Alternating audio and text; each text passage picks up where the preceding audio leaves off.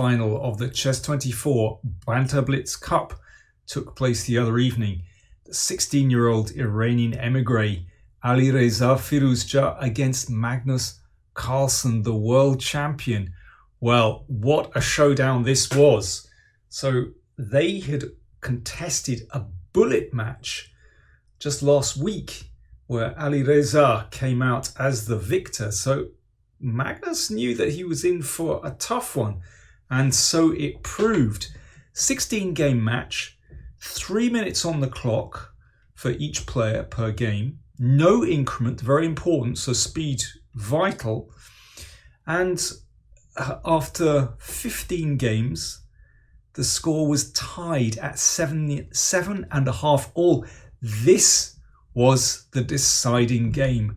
Firouzja with the white pieces. Now, it was quite clear that Carlsen was rattled during this match. He looked very uncomfortable. Now, we got a closed Sicilian. It looks like Carlsen still is anticipating perhaps that white will go in for an open Sicilian. He obviously wants to play a Najdorf, but Firouzja keeps it closed, and Carlsen makes sure that d4 isn't going to happen now. But in giving up these two bishops, that perhaps wouldn't be to everyone's taste.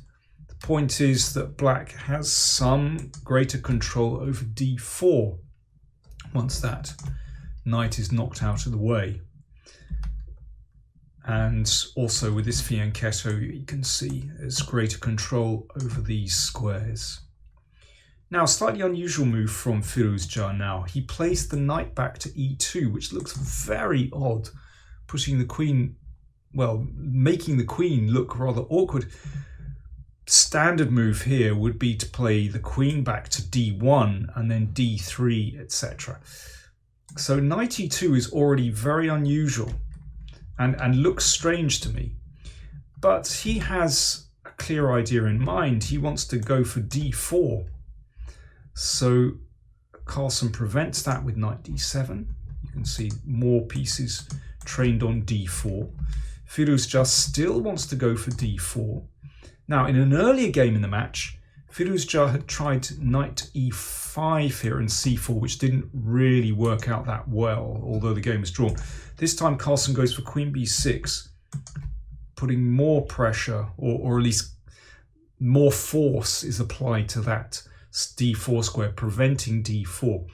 And again, I thought that here white's priority should be to sort out that queen. Just play d3 and maybe g4 and queen g3.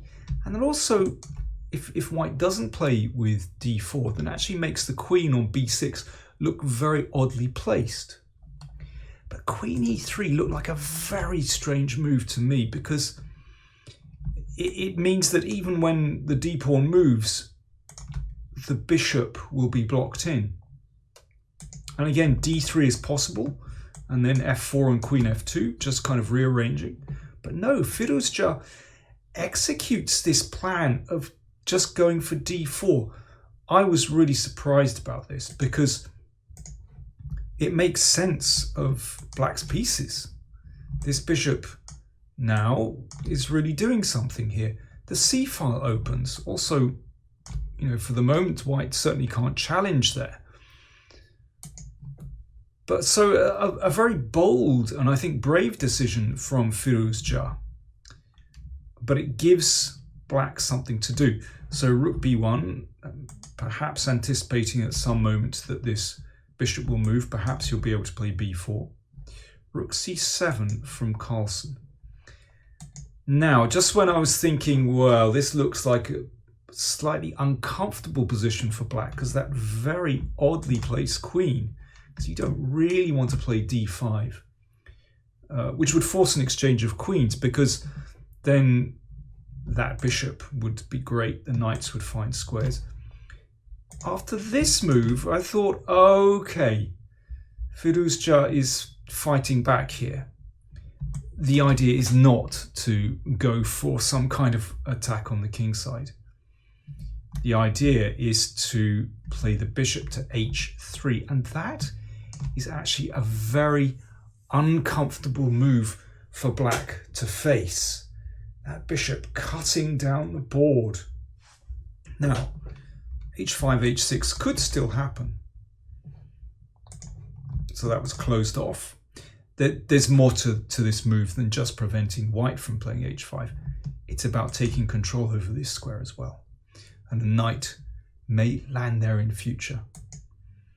So d5 still looks a bit dubious. You know, you could get something like this, and then this knight can hop in here, the rook can come down there. No, we don't want that. So correctly, Firouzja dropped back with the queen.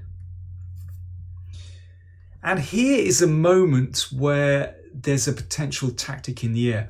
Fascinating listening to the players in this Banter Blitz, as they call it, because, you know, the players are supposed to kind of chat and stuff. I wouldn't call it banter. You know, the players are kind of explaining their thought processes, which is fascinating. Carlsen was doing it more than Firouzja. So he was, you know, looking at whether he could take here with some kind of tactic. This doesn't work. This is a critical position, and Carlsen did spend a little bit of time here in working this out. This fails. Because after this, well, you don't take this because then there'd be a big exchange and then the rook would take here. But instead you flick in bishop takes knight, deflecting the rook here, and then queen takes bishop, and white is a piece up. In fact, it was possible to play bishop takes knight. Now that's a counterintuitive move because you never want to kind of give up your bishop. You would always take with the knight first, but I'm not surprised that Carlsen didn't consider this. And if bishop takes knight, then bishop takes pawn check, a little Zwischenschach, and then rook takes bishop. And if knight takes, then knight takes, and this is a problem. So white has to defend against that first. Now white has compensation here. Black has won a pawn, but it's still not so clear. But that was a possibility. Of course, you know, the players don't have time to go in for this kind of calculation.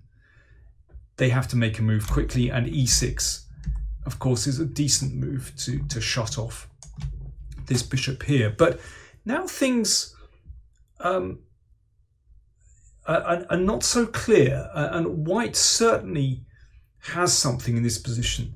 d5 is a very good move to open up this diagonal, and now Carlsen is under pressure after this, and obviously queen takes, keeping the d file open to make sure that this is a weak pawn. And you could sense that from this moment things are a lot clearer. The queen isn't out of danger yet.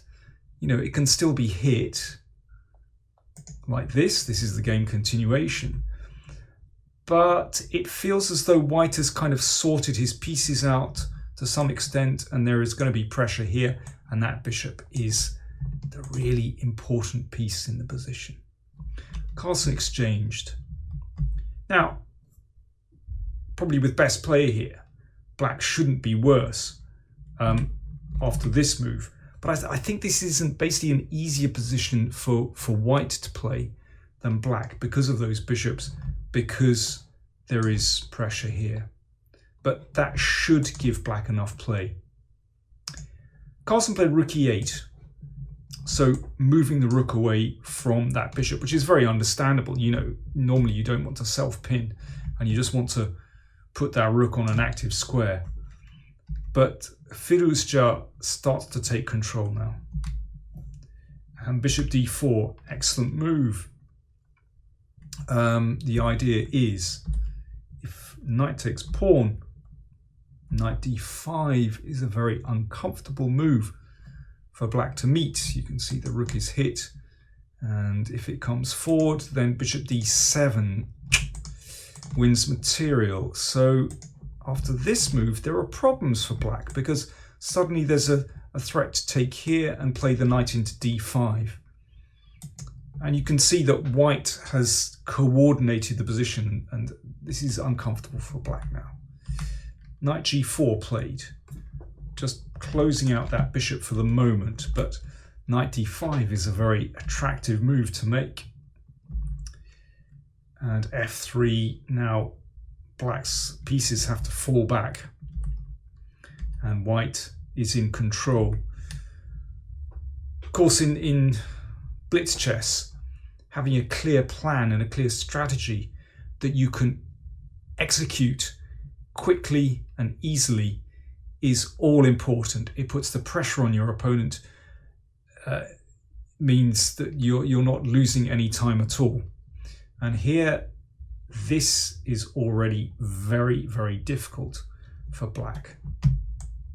Knight f6 threatened, king g7, and now the bishop comes back.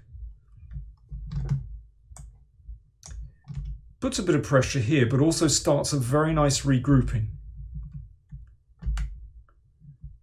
So the knight has to drop. Now, this is nice.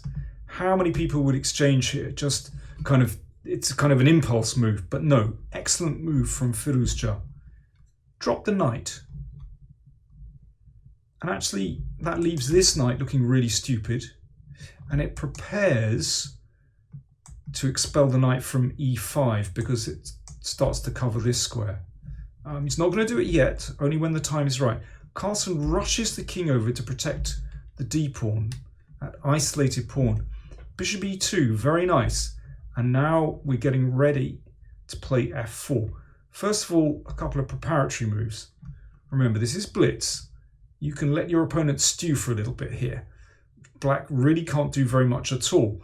So the second rank is covered before anything else. We don't need to rush these moves. Black is in massive trouble. Now the time is right. Now white can edge forward. Bishop f3, very nice. So you can see that white is teeing up to play e5, and if that rook moves down, then that d-pawn is on prise. So black is cracking here, basically. Carlsen hurries round with the knight to come here, so that's anticipated, and e5 is coming soon. Here, actually, well, the players were down to their final seconds. And remember, no increment. When you've used up your 3 minutes, that's it. You lose. Here, Firouzja could have played knight d5 and that would win. Well, at least an exchange, very cleanly. Instead, he went for e5, which he'd obviously been preparing over the last few moves, and it's also very strong. So he's won an exchange. And now Carlsen has to try and spin around with these knights and to try and generate counterplay. And it's still tricky, still very tricky. Watch out, rook threatened, knight e4 threatened.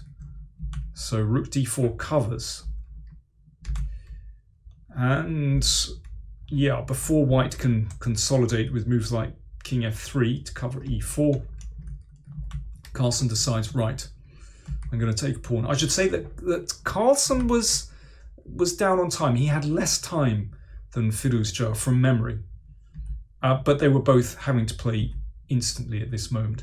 Now, having exchanged rooks, that is a big advance for white. Exchanging rooks makes black's task much more difficult, just in general, when you're the exchange down. So good strategy from Firouzja, good practical strategy. Check. And c5. So just for a moment, Carlsen has found his feet. He's centralized the knight. It's covered by the king. That pawn is protected. So what do? Rook e2, excellent move. Pinning with the rook, a very important part of strategy when you're the exchange up. So the knight is covered. Firouzja spots the downside to that move.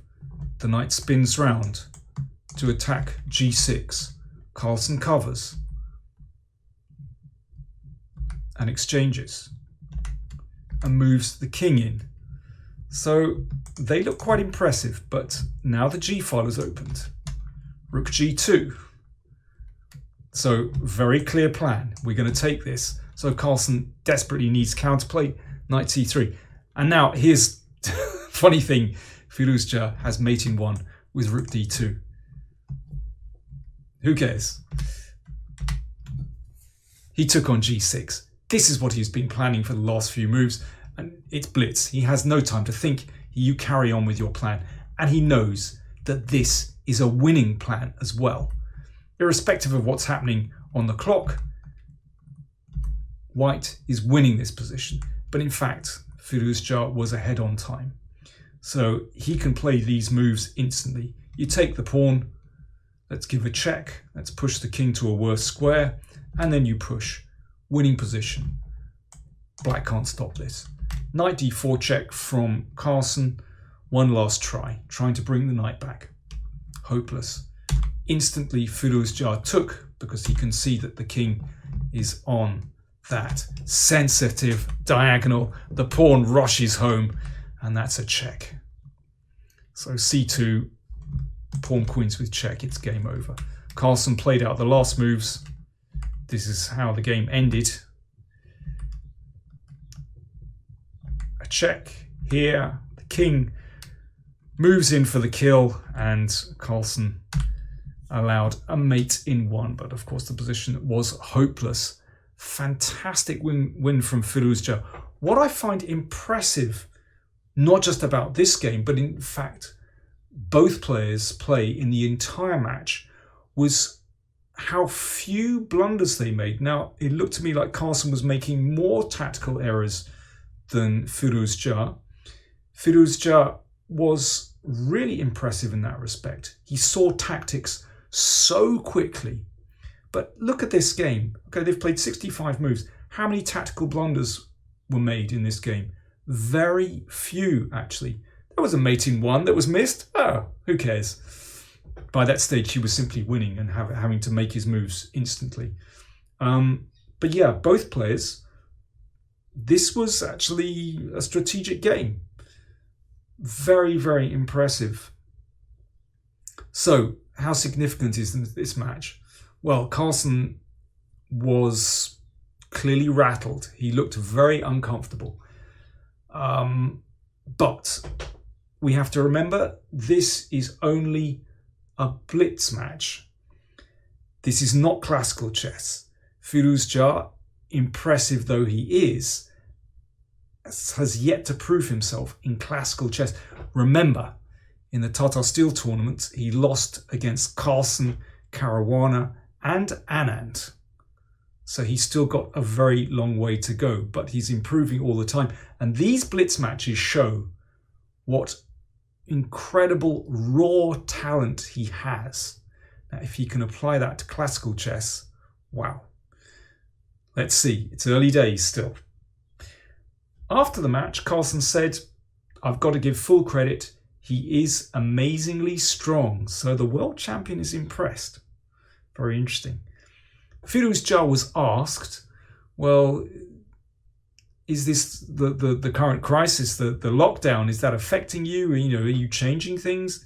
He said, well, not really. Things haven't changed very much. The only thing I think about all day is chess. Wow. When you're 16, you're allowed to spend your whole day playing chess. No responsibilities. What was I thinking about all day when I was 16? Something different. Women, beer, rock and roll. Probably explains a lot, doesn't it? Thanks for watching.